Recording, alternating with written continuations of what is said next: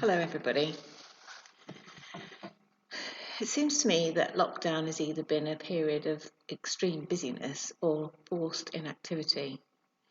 Theo has gone back to school, and for the first time since lockdown began, not every waking moment feels like it's been full and busy for me.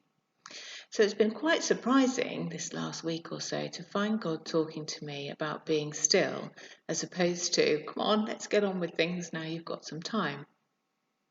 I'm not very good at being still. Doing nothing saps me. Doing things gives me joy and energy and a sense of achievement.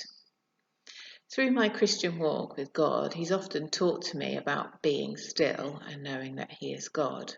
But if I'm honest, I've done the minimum amount of stillness I thought I could get away with.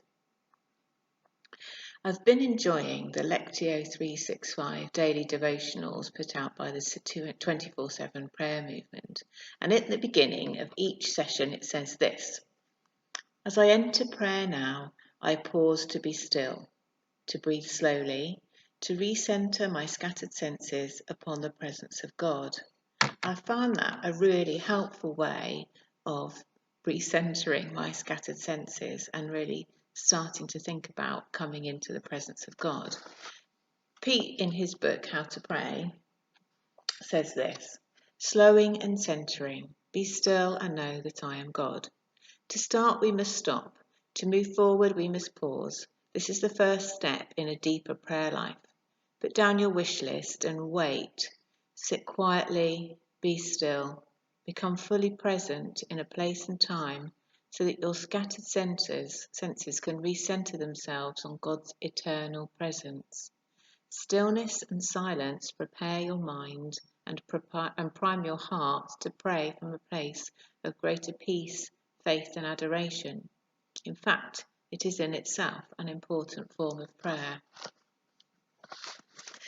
Some weeks ago, I found myself with the image of a sea eagle being impressed upon me. I had a clear picture of it when I was praying one day, and that same week I read an article about a group of 6 sea eagles that had been released into the Isle of Wight after 240-something years of absence, and they were thriving and in fact visible hunting in Hampshire.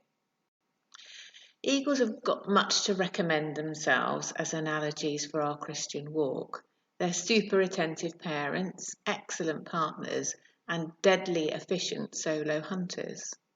But the two things that really struck me about eagles at this moment were that they perch for 20 to 22 hours a day, and when they do finally rise and soar, when they're hunting, they're almost motionless.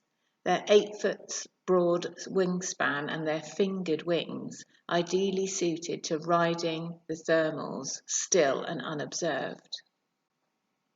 Sea eagles clearly know how to wait patiently, and then when they sense the right gust of wind or thermal is coming their way, they know how to rise on that wind thermal and ride high above, seeing their quarry from a new perspective. They flow with the wind, and even when they feel a storm is coming, they're able to rise high above it, above the clouds, even to up to plane level, avoiding the stormy weather below. This seems to me like a really good analogy for where I find myself.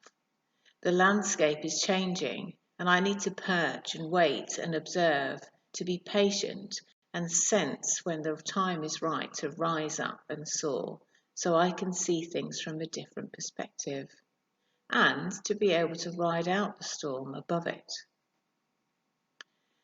If my wings are my faith, then they're uniquely and specifically designed to ride the wind of the Holy Spirit. My job then is to wait and discern which thermal to ride. And then I will experience the promises in Isaiah 40, verse 31. "Those that wait on the Lord will renew their strength like the eagle. They will run and not grow weary. They will walk and not faint." And that seems to me like the energy for the doing things.